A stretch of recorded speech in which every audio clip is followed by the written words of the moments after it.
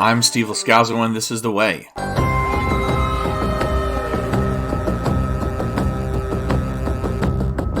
Welcome to the Recap and Discussion Podcast episode for Season 2, Episode 2 of Andor, a Star Wars Story, now streaming on Disney+. I'm so thankful that you're listening to This is The Way podcast. This episode will be a deep dive into what happens in Sagrona Teema. And if you haven't seen it, you should stop now, because you're going to hear what happens in the episode. And don't you want to watch first? If you've seen the episode and you want to hear more about it... On program. That means hands on head, eyes front, feet on the floor. Do it. Tony Gilroy, Hollywood scriptwriter and fixer, is the showrunner and creator of Andor.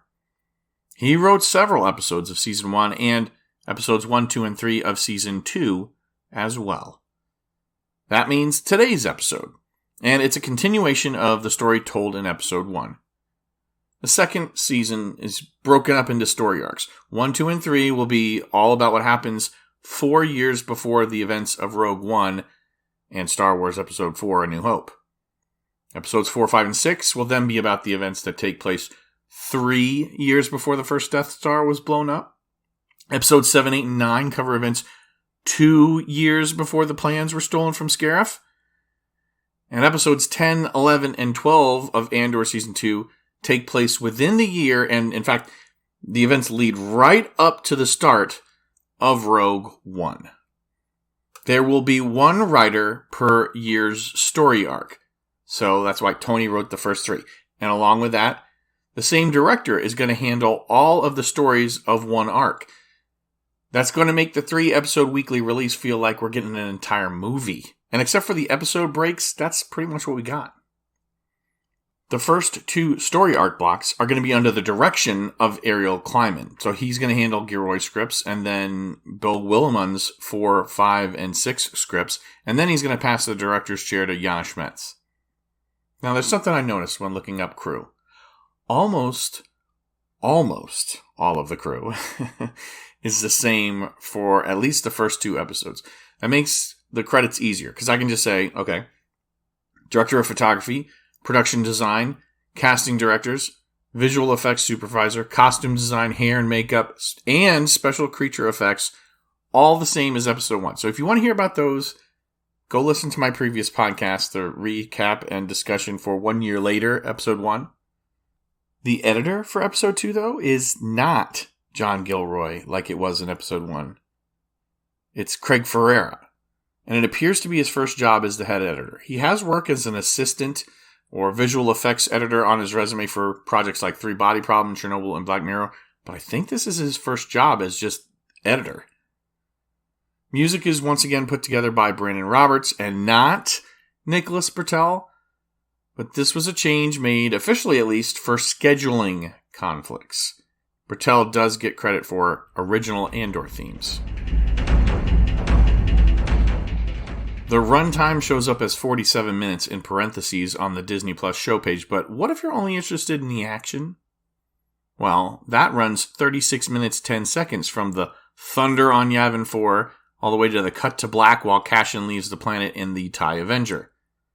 I do not skip the unique theme music for the episode, but that's definitely not action, right? So if you're like me and you skip the Lucasfilm Limited and Star Wars helmet sequence, but you stay for that unique Andor episode theme, the episode is going to take you 36 minutes, 45 seconds to watch. The thumbnail and episode page description for the show on Disney Plus, they're both identical. Last season, there was more description on the full episode page than there was on the thumbnail, but now there's no difference. Episode 2's text reads, Cassian caught in a rebel turf war, Mon's wedding woes mount, the Ferrix survivors face inspection. I wonder. You think anybody's listening? Let's look at the main cast as it's billed. Diego Luna is Cassian Andor, reprising his role from Rogue One. Stellan Skarsgård is Luthen Rael, and that's a character created for the show Andor, so it's a wonderful addition, but he did not appear in Rogue One. Genevieve O'Reilly has played Mon Mothma since she took over for Carolyn Blackiston with a role in Revenge of the Sith. although those scenes that she shot were eventually cut from the theatrical release. Denise Goff is Dedra Meero. She's not seen or mentioned in Rogue One. Goff has voiced a number of video games. The voice of Yennefer in The Witcher 3, some Dragon Quest games. She was a voice in Star Wars Battlefront 2. Kyle Soller is Cyril Karn. He's done a lot of video game work, too. He was in Poldark as Francis. Cyril Karn is not a character in Rogue One. Adria Arjona is Bix Kayleen, Andor show-only role. Now, if you play the Fortnite Save the World campaign, you can listen for Ramirez because Arjona voices her. Faye Marseille, Andor only, not a Rogue One character. She was the waif in Game of Thrones. It's probably the most notable role for her, but she's also in the recently released Netflix series Adolescence. Elizabeth Dulau appears as Kleya Marquis. She is my sleeper favorite character, but she is a character created for the show, and she doesn't appear in Rogue One. Alistair McKenzie, we met him for the first time in Season 1. This is Perrin. I can't remember hearing anything about Mon's husband in canon. I haven't read everything, but he also had a small role on The Crown. Joplin Sibtain is Brasso, show-only character. Video game voice actor, including for Star Wars Battlefront 2. Muhammad Bayer is Woolman Pak, not a Rogue One character. Anton Lesser is Major Partagaz, Andor only. He was on Game of Thrones as Maester Qyburn. He also has The Crown on his resume, played Harold Macmillan. Ben Miles, Tay Kolma, show-only character. Miles had a pivotal first-season role in The Crown as Margaret's love interest, Peter Townsend. Richard Delane is Davos Golden, show-only. Laudeka in The Last Kingdom, George V in The Crown. Sam Gilroy was Gertis, show-only character. Gertis is one of the Yavin 4 Maya Pei rebels. One of the main ones, actually. I think he gets eaten by whatever creature that is on Yavin 4. I'm not sure. He's Tony Gilroy's son. Benjamin Norris plays Barty, show-only character. Barty is basically the rival of Gertis, so Barty's the one that gives the blonde-haired leader a hard time, telling him he's doing things wrong all the time. He plays Simon in Season 3 of Abbott Elementary, and those are the main billings. I'm going to skip actors in the cast in order appearance category, only if they're not new to the story arc, for time's sake. And once again, you can listen to Episode 1's recap and discussion if you want to hear those names. Nobody here gives their real name. That means all the Maya Pei rebels on Yavin 4, I covered them. A couple actually died in Episode 1, so they're not returning anyways. Aneth is a new character, played by Alison Pargeter.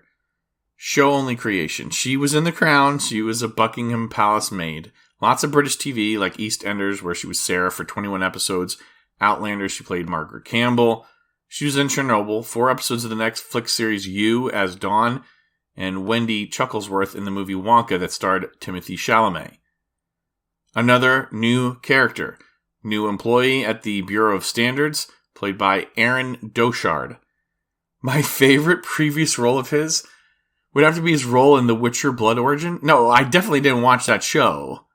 It's the character name, Greasy Elf. Lieutenant Kroll, played by Alex Waldman. Only thing I really recognized on the resume was a role on an episode of Call the Midwife.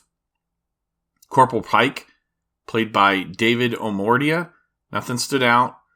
Like a lot of these British TV actors, he's been on a show called Doctors. I've not seen an episode of that show, but so many actors have been on it. Soldier number 1, Alex Jordan, voiced a role in Lord of the Rings, War of the Rohirrim. I've never seen it, but he played someone named I or One or something in the series Natural 6. There's a role in Paddington 2, some British TV in there, but surprisingly no role on The Doctors. At least not yet. Tons of video games, though. Soldier number 2, Joe Blakemore. He was in Hijack with Idris Elba, and his first role listed on IMDb was as Alec Casey on a 2016 episode of the British show Doctors. I do want to mention a few more roles. First, B2EMO is voiced by Dave Chapman, and I still don't like the voice. Not your fault, Dave. Just don't like the stuttering Eeyore thing. Second and third, if you know who the father and son are, clue me in. I don't get why those are appearing in the credits. I can't figure it out. Who are they supposed to be? Do they deserve me mentioning them? And then one more. Ryan Pope seems to have gone uncredited for his work. I didn't see his name in the credits. He's Kellen on Mina Rao, husband to Aneth, father to Bila. I have no idea why. I mean, is his casting supposed to be a surprise? Is he a big name British TV actor and didn't want his name out there? Or was it a mistake? Or did I miss it? I do see doctors on there on his resume, 3 separate roles on 7 episodes, actually. He's got acting roles dating back to 1997, and I recognize the BBC show Victoria on his resume. It's a show that my wife and I watched. And there was another one like Doctors. More than a few Andor actors actually have also called another show back Doctors their first or second or just a role in their career. Casualty. I've never seen it. Don't know anything about it. But man, Brits love those medical shows, huh? I think it's time to get down to business. He can go about his business. You can go about your business. Move along. Move along. Move along. The episode starts with Snee, one of the rebels in the Gertis side of the camp, crawling on her belly in the mud. Remember, at the end of episode 1, the entire rebel group splintered into 2 factions, one following Gertis, one following Barty. Snee's looking for something. She's not out there crawling alone, though, because Nazi from the Barty side is also out there, and he's looking for Rika's body. Rika was shot by Crab at the end of episode 1, and then someone retaliated, shot Crab. Cassian is bound at the wrist, but he's trying to catch rainwater dripping through a hole in the roof of his old ship. Snee finds a body, well, part of one. Crab's foot and part of his leg, severed mid-fibula and tibia, still with boot on. Nazi gets up, runs for the TIE Avenger where Barty's group is holed up, and Snee gets to her knee and yells a Star Wars insult at him. So the rebel scouts retreat under fire to their respective camps. It's made more clear in this first scene that the lack of leadership is a huge problem. The loss of their leader, whether because they were abandoned or whether Maya died, renders the rebels completely ineffective. Even from his position as captive, Andor makes it clear he's a better leader than any of them. It's not gonna rain forever. You might wanna bang some water. There's a tarp over there. From his story, we go to her story. Dedra, Miro, and Major Partygaz are returning to the ISB headquarters on Coruscant after a clandestine meeting in episode 1 at the Malthine Divide. Dedra doesn't want any part of the assignment given by Krennic. Partygaz tries to clue her in. He's actually a really good boss for a bad guy. It seems like he's been passed over for her. He's not bitter. He's directing her on her best career path. Keeps her focused, gives her sound advice. You invested almost 2 years. You built the legend and delivered almost nothing. We're getting closer all the time. He's here, he's there, he's everywhere. He's nowhere. Next time, catch them first, then make them famous. The Major does seem to oversell the deal here because one second he's saying she'll have the project to herself, and the next he's pointing out Krennic expects results. So no pressure, right? I've noticed also when the Empire's doing its thing on Andor, the score for the scenes tends to have this thrum to it, like a repetitious beat. In this scene, there's a theme that reminds me of something that could have been in Indiana Jones and the Raiders of the Lost Ark or The Last Crusade. You got strong World War II era Germany vibes from it, but like I said, it's probably an association I am making and not implicit, but there's that other Lucasfilm property starring Harrison Ford. Gorman is a gift. Take it. Then win it.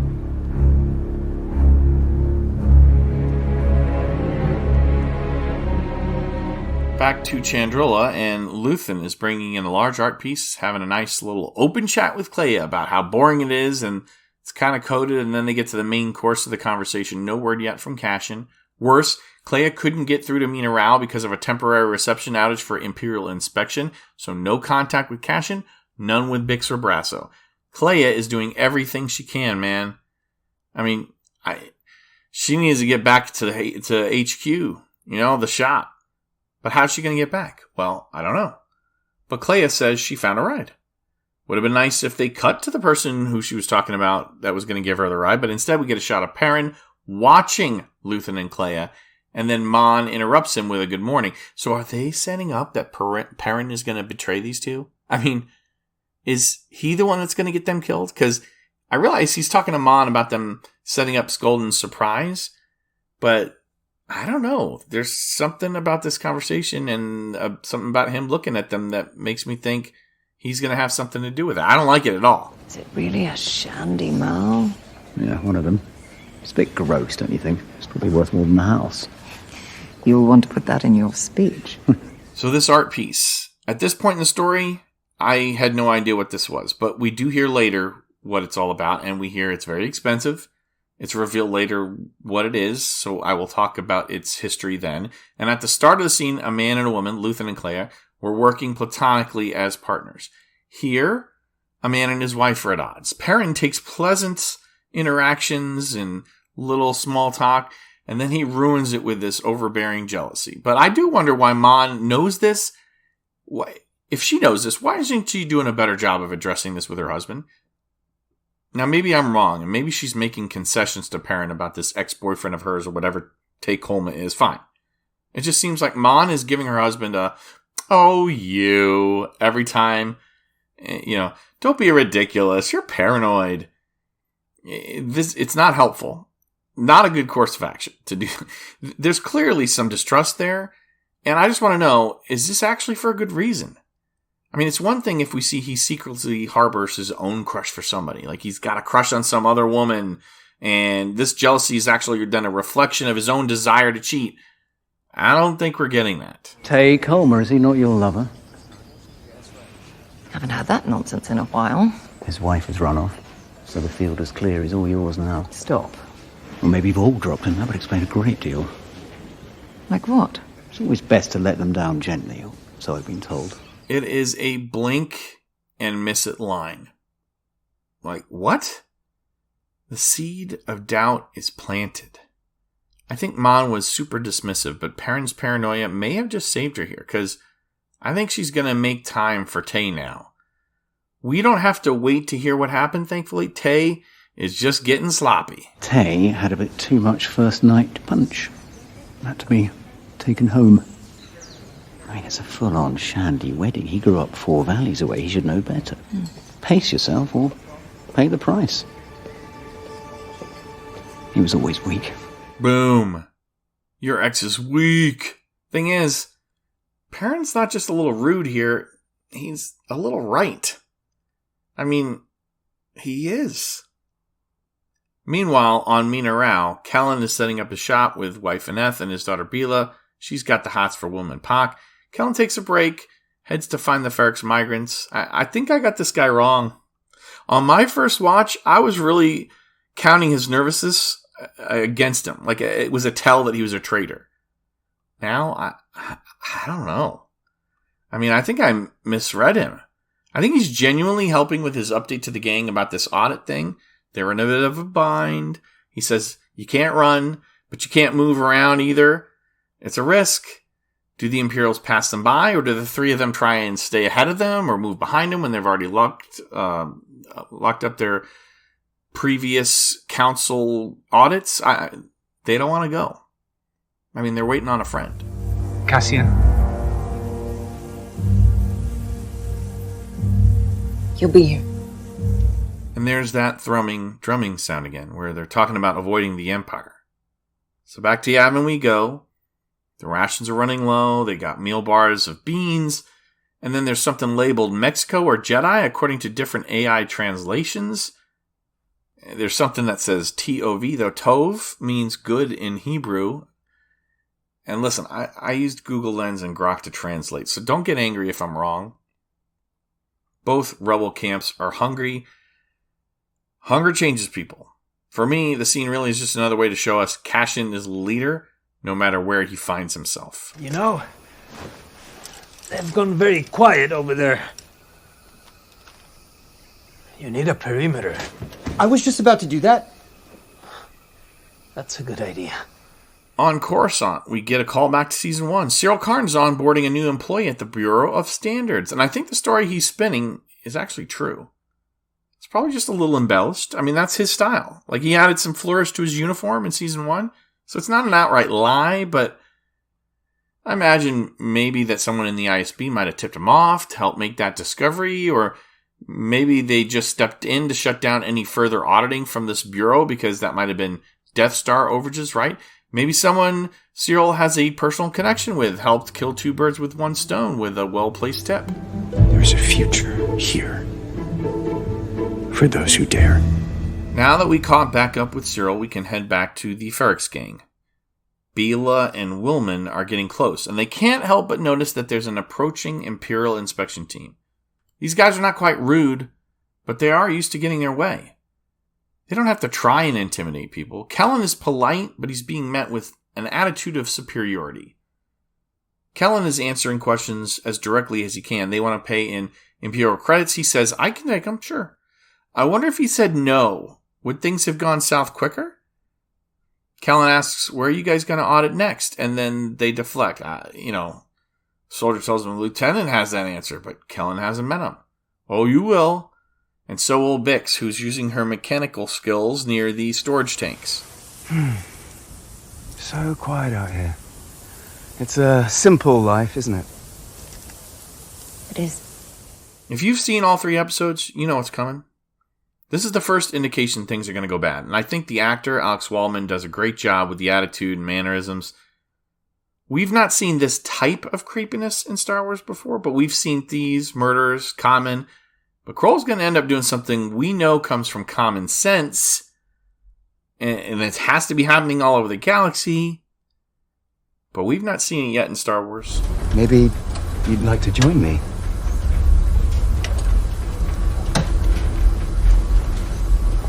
I'm not sure my husband would approve.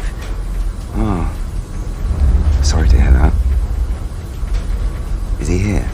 The real controversy comes next episode, but here he's just inappropriate. I mean, we know exactly what he's asking about, and he's used to getting his way. He may have already had his way at another one of the towns, or what they're calling the councils on this planet. Come with me to a nice meal at the capital. It's so quiet out here. Someone could probably scream and no one would hear it. Married? Oh, what a shame. I mean, I'm paraphrasing, but the subtext is not hidden here. Well, nice to meet you. See you along the way. On Chandrilla, there's a wedding hike happening. First we see Davo and Perrin reminiscing about the olden days. The writing's just tight enough to give us some background on the characters, set a tone, and they don't need to hit us over the head with anything. Lita tells Stecken, Mom wouldn't allow something, but things are going to be different soon, when they're married. The other elves and wizards are finding their way up the streets of Gondor. It's Vel and Mon. The walking sticks and the garb and the atmospheric shots. It just reminded me of Lord of the Rings more. This is an old custom, this hiking thing, that doesn't get done much anymore, according to them. What happens at the top? I don't remember. We gaze at the ancestral lands. Some children sing. The elder waves her hand and we'll all have been purified. I appreciate the tact with which Mon asks about Vel's friend. I mean, that's how you appease a conservative. It's just ambiguous enough that those in the know get it, but those who don't can gloss over it. Mon asks Vel about Cinta, and Vel doesn't know what she's up to. Luthen does, she says, but he's not going to say. I think that's to protect the both of them. But, not just safety-wise, but also maybe feelings-wise, too. This rebellion business is dangerous business. Bad timing. I'm sorry. There's work to be done. Yeah, we have to live to do it, though, don't we? You know what else is dangerous? Yavin 4. The faction holding Cassian sent out the hungry guy to patrol for some reason. The food rationing still at the forefront of the conversation, but when Hungry Man Plug returns, he says, you guys need to be worried. The TIE Avenger faction is trying to drag the ship into position to put them down barrel. Why would they use those guns? I mean, maybe they would, maybe they wouldn't. I think it's about the threat, though. This Yavin stuff, the Yavin back and forth, it does drag on a little bit. I give Gilroy credit, though. I mean, he's trying his best to use it for character work. Every scene there seems set up to remind us that Cassian is becoming a leader. On Coruscant, Dedra's staring out from her apartment down at the city, and last season we saw Cyril was kind of looking up a little bit from the shade of the big buildings. Surprise! He's moved up and moved in with Dedra. Turns out he was shopping. He's happy to see she's back, but then again, he's not so happy because that means I can't cancel something that's happening tomorrow. We can't cancel again. We can't. We rejoin Chandrila, and the rehearsal dinner is in full swing. Guests are mingling. One of them is Tay, and he's cozying up to Mon, which draws the eye of Luthen, for a good reason. Mon seems to be trying to make small talk and apologize for being so busy. Tay uses this moment at Mon's daughter's rehearsal dinner to unveil his unhappiness. Mon's False Front Charity Foundation, it's up and running. He goes, your financial blemishes from season 1 all fixed. Even Davo, I mean, this guy's getting what he wanted without trouble. He's like a gangster. He's marrying into a respectable family, though. Everyone else is being made whole, not me. I'm sorry, I feel terrible. I really had no idea. You know, the irony is it's the rebellion that certainly most rebel activity soured my investments. You can see how I might feel undervalued. You know, I could watch the scene without audio, and I could still tell what's going on just by looking at Mon's face. The subtext here is screaming at us. Tay is trouble. This is an Emmy-worthy performance from Genevieve O'Reilly. Let me get through this weekend, and I promise we'll figure something out. I hate having to say all this, Mon. Oh. To an old friend? After all you've done for me, please. Now, let's celebrate. Indeed.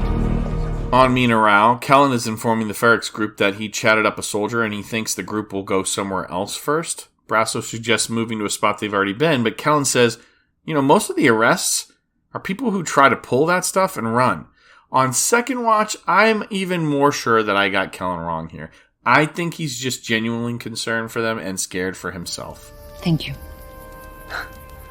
Don't thank me yet. Not until these bastards are gone. We'll have to see what they do. Just get prepared. We then rejoin Kleya, who's made it back to Coruscant somehow. We never find out who gave her the ride. She's at the shop. She starts scrubbing frequencies at the secret radio in the back. Nothing major happens, but if you think I want to miss a chance to talk about Kleya Marquis, you're mistaken. On Chandrila at the dinner, Luthen corners Mon for a moment. He knows what's been happening. He wants to know, what is Tay's price? Mon says, I didn't get that far, and Luthen is still in a more gentle mood. He's not forceful here, but he is trying to get Mon to admit, or at least think about, this has gone bad already. There's no saving it. We got to do something. Perrin's about to give the speech at the rehearsal dinner, and so Mon and Luthen, they try to put back on their public faces. It is my Chandrilan duty to greet you, Sagrona. To toast your health, Sagrona Teema. So, this is where we get the title of the episode, Sagrona Teema. It's a greeting. It's a toast. It is also my duty to share just a single truthful insight. Sagrona Teema Salom. This is part of a really sentimental and good speech from the father of the bride. Pain's going to give you some trouble in this galaxy. You just got to choose joy. It was not by accident that Luthen was edited in here. He's got a reaction shot. We just got his big speech toward the end of last season to Lonnie. But Luthen has given up on joy a long time ago. He's burning for a sunrise he'll never see, despite not being present for the blast from the Death Star on Scarif in a few years. Sagrona. Sagrona Teema Salam! We head back to Yavin just for a quick moment. Gertis drops some kind of a challenge, and then over to Mina Rao, where Bix gazes at the stars and she has her Fievel from American Tail moment. Somewhere. It really is just a shot of her looking at the stars. I mean, Bix, just looking up. Back to Yavin 4, the rebels are having a face-to-face meeting, and they agree to drop their weapons and duel old style. 5 hands. Roski rules. Roski rules. Everybody hear that? Roski rules. What does that mean? Total submission. I mean, it sounds rough. It turns out it's just space, rock, paper, scissors. I mean, there's definitely no paper in Star Wars, so the hand gestures are a little weird, a little wild and silly.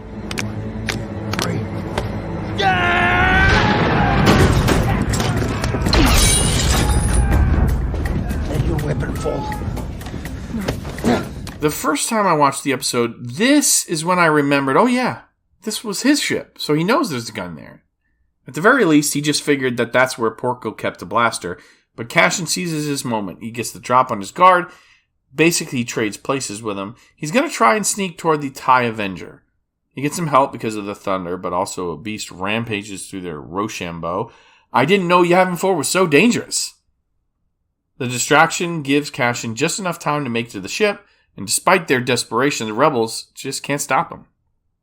Cassian takes off, and this is the moment we know it was Yavin 4. It's been confirmed in the Declassified and elsewhere, but we knew it once we see these famous step pyramids of the rebel base as Cassian is taking off into orbit.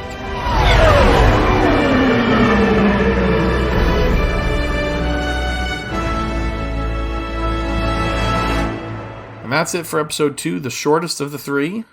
We've made it through the episode 2 recap and discussion as well. One more to go in the first block. And if you haven't listened to it already, I do have a First Impressions podcast for the 4 BBY story arc, and it's out. Those kinds of episodes are going to precede these individual episode recap and discussions.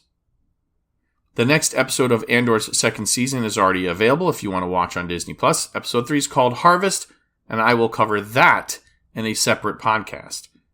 The description for that episode, time is running out for everyone.